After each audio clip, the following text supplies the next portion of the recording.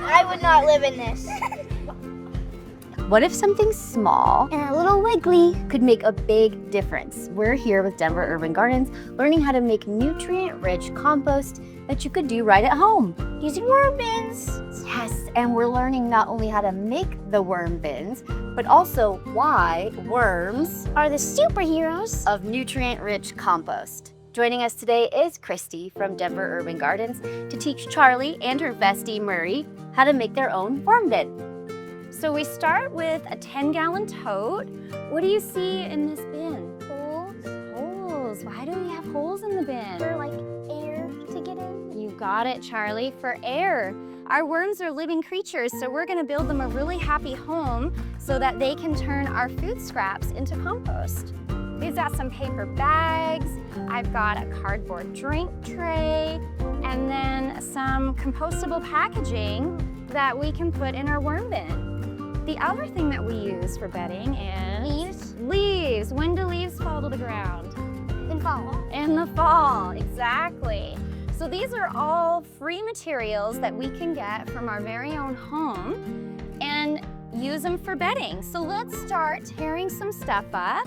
You want to take a napkin, Charlie? You grab that one, Marie, and let's put it into this bin. All right, throw it in here. This will be our bucket. And we'll just make it into little pieces. Okay, what else can we put in there? Let's get some newspaper. Okay. So why don't we put some gloves on, because we're gonna crumble up these leaves. Let's put them in the bin here. Shake, shake, shake. Now get in there with your hands and crumple up those leaves.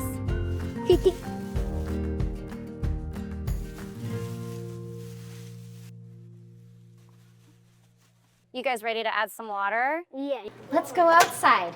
Okay.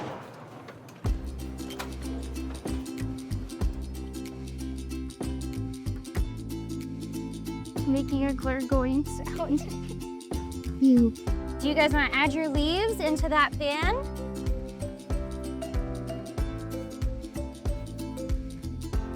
So rather than sending all this great organic material to the landfill, we're going to turn it into compost. The worms will go in there. They're going to go in there. But first we're going to set up their home. This looks pretty wet, doesn't it? Can worms swim? No. No, you're right. This looks like a good worm home. What do you think, Murray? Yeah. I would not live in this. Why? It's soggy. Soggy and wet. I don't think Murray wants to live in newspaper. Might be cold. Okay, so we're back inside. Are you guys ready to meet our office worm bin? Yes. Okay, so this is the lid that we have. Notice that it's not closed. Why do we think that might be? So the worms can breathe more? You're so smart. Yes, exactly, so the worms can breathe. So we always want to leave the lid a little bit open so that the worms have lots of airflow. Do you think worms can see? Do they have eyeballs? No. No, you're right. But they do detect light. So these are really special worms. These are composting worms. They're called red wigglers. And they live in the leaf litter. They're a decomposer. So that's why they work really well for home composting. So if we keep the lid ajar, they can see the light and then they know where their home is. Otherwise, if it was all completely dark, It would be lost. they would be so lost. They'd be so confused. So that's our lid. Okay, this is their air conditioning. So when we have a bin, we use the spray bottle to keep the paper nice and moist. And then that way, when it evaporates, it acts like a little cooling system so that our worms don't get too hot or too cold. So these worms are gonna live nice and happy, either indoors in our air conditioning, in our garages, maybe they could live in our basement. And then if we pull all of this bedding aside, where do you think we'll find the worms? The bottom? At the bottom, exactly. The worms like to live really close to where their food is. They also don't like the light. So if we were to pick some of these guys up and scoop them up, they're gonna try to hide from the light. Do you see all the little babies? Yeah.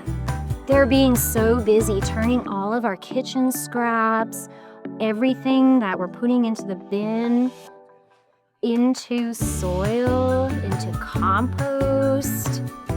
No, what do these worms eat? That is such a good question. Delicious. I want to eat this so bad. So we've got a Banana peel. banana peel. We've got some Peel. avocado shells. I've got half-eaten apple, apple core, some mushy lettuce, and then lots and lots of tea.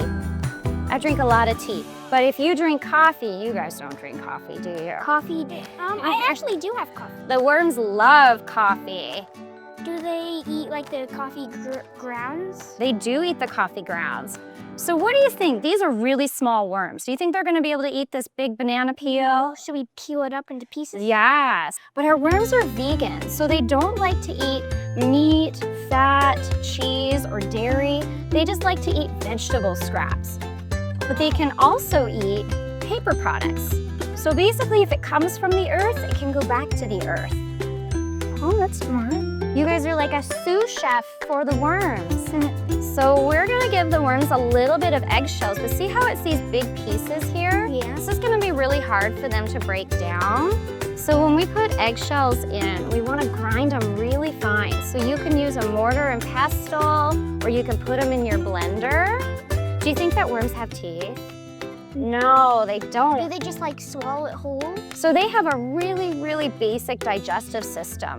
So we give them these eggshells so that they have a little bit of grit that helps their gizzard move along their food. All right, so a worm's favorite food. It's avocado. Yes. Oh, that's right. So when we feed the worms, we want to put the food at the very, very bottom. So let's move all of this bedding out of the way. This is the gooey part. Yay, hungry, hungry worms. These worms are doing a great ecological service, and they're turning that food into compost. So one day, this whole bin is gonna be just worm castings. Look at that. Fresh compost, ready to go into our soils so that we can grow some healthy food. It's good for our plants, it's good for our planet. It's like recycling. It is recycling. We are recycling organic material. How do you know if your worms are happy? Well, there's a couple ways to tell. First of all, if they're living in the bottom, then they're happy. If you come and you see your worms trying to crawl away, they're looking for a better place to live. Okay. Do we want to collect some worms from here? Yes. Let's do it. How do you think we get the worms out? Do you just dig it and get them all out? We can. Or do you have like some sort of... We've got a special tool. So this is a sifter, a soil sifter, and when I want to collect my worms, I'm going to keep all of this bedding, and that'll just go into the old bed. We'll give them a new place to live, but say we wanted to harvest these guys. So we can put some of this stuff on here, and then we would just shake it up. See how all the castings are coming out the bottom? You're gonna keep doing that until all that's left in here is worms. But I think for today, we're just gonna go worm hunting. So just dig in. Let's dig in there and find them. Going. Oh yeah, this guy is Bob. Bob the composting worm. And this is Timothy. Timmy D special. Oh, they're so cute. Look at them. DFS. What should this guy be named? Tony. Tony. Do you want some more worms, Murray? Sure. Oh, he's going so fast. Speedo. That's Speedo. Speedo Dorito. Sanic. Compost Club. Look how cute he is. Alright, so we got our finished worm. I'll go into the bin. And we're gonna put a brick or a block, something so that the bin is lifted up off of the ground. What would happen if we put it right flat on the ground? Oh, the holes might not be able to lose too much water if there's too much water. Exactly. Do you want to put your worms in their new home? Can I grab them one at a time or just pour? Just dump them in there. Christy also said that this is perfect if you live in an apartment or you don't have a backyard. They even have a worm bin at their office, which is pretty cool. Anyway, thanks so much for learning today. You're welcome. Yes.